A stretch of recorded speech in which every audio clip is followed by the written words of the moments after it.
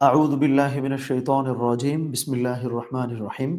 একদম প্রথম আয়াতে আল্লাহ সুবহানাহু ওয়া তাআলা সূরা তাকাসুর শুরু করেছেন। বিসমিল্লাহির রহমানির রহিম। আল্লাকুমুত তাকাসুর। আমি একটু বড় করে দেখাই যে আল্লাহ সুবহানাহু ওয়া তাআলা বলছেন, একটু লক্ষ্য করি আমরা, আল্লাকুম, যে তোমাদেরকে ধ্বংস করেছে, তোমাদেরকে শেষ করেছে, তোমাদেরকে অলস করেছে, তোমাদেরকে গাফেল করেছে, উদাসীন করেছে। কোন জিনিসটা? আত-তাকাসুর। আরো চাই, আরো চাই, আরো চাই, এই প্রবণতা। অর্থাৎ এই যে আমরা আরো চাই, আরো চাই, এই প্রবণতা আমাদেরকে উদাসীন করেছে, আমাদেরকে গাফেল করেছে, ধ্বংস করেছে। যেমন দেখেন, বেশি পাওয়ার প্রতিযোগিতা তোমাদেরকে উদাসীন করে রেখেছে। আমরা খুবই রিয়েল লাইফ কয়েকটা এক্সাম্পল বোধহয় দেখতে পারি। ধরেন আমরা যখনই সোশ্যাল মিডিয়া আসলো, সোশ্যাল মিডিয়া তো আসছে বেশ অনেক বছর ধরে। আর আমাদের বাংলাদেশে এটা খুব মানে রেভলিউশন বা বিপ্লব হয়ে গেছে তো বোধহয় হলো কত ২০১০ এর পর থেকে বা তারও কিছু আগে থেকে। তবে আমরা কিন্তু ১৫-১৬ বা ১২-১৩ সালের পর থেকে কিন্তু এটা আস্তে এমনভাবে বেড়েছে যে সবাই মোটামুটি সোশ্যাল মিডিয়া ব্যবহার করতে আরম্ভ করছে। এখন কথা হচ্ছে, যখন আমরা তুলনা করতে শিখে গেছি যে অমুকে ধরেন অমুক জায়গায় ঘুরতে গেছে বা অমুকে জীবনে এটা অর্জন করছে বা আমি এইটা চাই, বা একটা ভালো রেস্টুরেন্টের আমরা একটা মানে ধরেন এখন তো বোধহয় যে ফুড ব্লগার আসছে না, যে যারা হচ্ছে ফুড নিয়ে বিভিন্ন কাজকর্ম করতেছে। সো আমি যেটা বলবার চেষ্টা করছি, সোশ্যাল মিডিয়ায় বিভিন্ন কিছু দেখে আমাদের ভেতরে যে প্রত্যাশা, এটা কিন্তু অনেকখানি বেড়ে গেছে। যে আমরা ধরেন ফেসবুকে দেখতেছি যে অমুকে তার হাসব্যান্ডের সঙ্গে বা ওয়াইফের সঙ্গে মানে ভালোবেসে কি রকম একটা আচরণ যেন করলো, আমার হাসব্যান্ড বা আমার ওয়াইফ তো আমার সঙ্গে ওইটা করতেছে না। কিন্তু মূল ব্যাপারটা হচ্ছে যে তারা তো ভিডিওতে এই আচরণটা করতেছে। বাস্তব জীবনে তারা কি? এইটা কিন্তু আমি আপনি কেউ আসলে দেখতেছি না। কারণ সোশ্যাল মিডিয়াতে তো মানুষ আসলে দেখায় ওই জিনিস যেটাতে ধরেন লাইক, কমেন্টস বা হচ্ছে শেয়ারস গুলা অনেক বেশি হয়।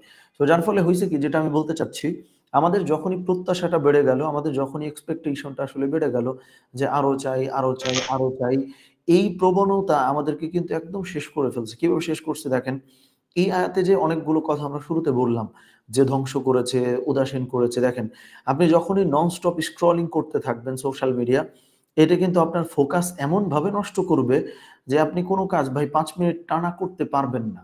অথচ আজ থেকে ধরেন ২০ বছর, ৩০ বছর, ৪০ বছর বা ধরেন একদম খুব রিসেন্ট টাইম যদি বলি ১০-১৫ বছর আগেও মানুষের শারীরিক যে সক্ষমতা ছিল যে তারা অনেক হার্ড ওয়ার্ক করতে পারত। এখন আপনি দেখবেন এই জেনারেশনের অনেকেই কিন্তু এই হার্ড ওয়ার্কটা আসলে করতে পারে না, পরিশ্রমটা আসলে করতে পারে না। এই জিনিসগুলো কেন হয়? যে ধরেন আমাদেরকে আলসেমি পেয়ে বসে, আমরা কাজ আগাইতে পারি না। এই পুরো ব্যাপারটা হয় কিন্তু সোশ্যাল মিডিয়ার যে অ্যাডিকশন এ আমরা আসলে পড়ে গেছি, এই অ্যাডিকশনটা আমাদের কিন্তু নানান দিক থেকেই আসলে ভেঙে দিচ্ছে। সেটা শারীরিকভাবেও যেমন আমরা আসলে খুব উইক হয়ে যাচ্ছি, মানসিকভাবেও কিন্তু আমরা অনেক দুর্বল হয়ে যাই। আমাদের ব্রেইনের ক্ষমতা নষ্ট হয়ে যায়। আমরা অনেক কিছু দেখেন, আগে মানুষ মানে এত কিছু কিন্তু ছিল না মনে রাখবার জন্যে। ধরেন আগে মানে কোথাও আমরা ওইভাবে লিখে রাখার জন্য আমাদের হয়তো কাগজে কলমে লিখতে হইতো। কিন্তু মানুষের আসলে অনেক কিছু স্মরণ করতে পারার যে ক্ষমতা, দীর্ঘদিন মনে রাখবার যে ক্ষমতা, এই ক্ষমতা কিন্তু অত্যাধিক ছিল। যেটা রিসেন্ট টাইম আপনি দেখেন কি পরিমাণে ফল করছে, ডিক্রিজ করছে। এই জিনিসের একটা বড় কারণ কিন্তু ধরেন সোশ্যাল মিডিয়ার যে নন স্টপ স্ক্রলিং চলতে থাকে, এই জিনিসটা। সো এই এত্তাকাসুর থেকে বা এই এক তাকাসুর থেকে আল্লাহ সুবহানাহু ওয়া তাআলা যেটা আল্লাকুমুত তাকাসুর বলছেন, এই তাকাসুর এই একটা ওয়ার্ড থেকে কিন্তু আমরা অনেক কিছু আসলে দেখতে পাচ্ছি যে যখনই আমাদের ব্রেইনে প্রচুর পরিমাণে ইনফরমেশন ঢুকতে আরম্ভ করলো, ওইটার একটা বাই প্রোডাক্ট হলো আমরা প্রচুর পরিমাণে কিন্তু কম্পেয়ার করতে আরম্ভ করলাম বা তুলনা করতে আরম্ভ করলাম। যখনই এইটা হইতে আরম্ভ করলো, তখনই কিন্তু আমাদের আসলে ব্যক্তি জীবনের অনেক কিছু অনেক হ্যাম্পার্ড হইতে আরম্ভ করলো। এই ব্যাপারটা আল্লাহ সুবহানাহু ওয়া তাআলা কিন্তু আল্লাকুমুত তাকাসুর এই ছোট্ট একটা আয়াতের মধ্যে দিয়ে আসলে বলে দিয়েছেন। সুতরাং এটিও আমরা বেশ পড়ি এবং আমরা বেশ শুনিও নামাজে।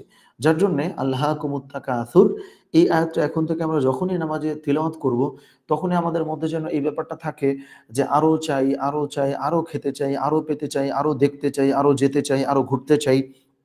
এই ব্যাপারটা যে আমাদেরকে একদম বিনাশ করে দিচ্ছে, এই ব্যাপারটা আমাদের যেন স্মরণে চলে আসে নামাজ আদায় করার মধ্য দিয়ে।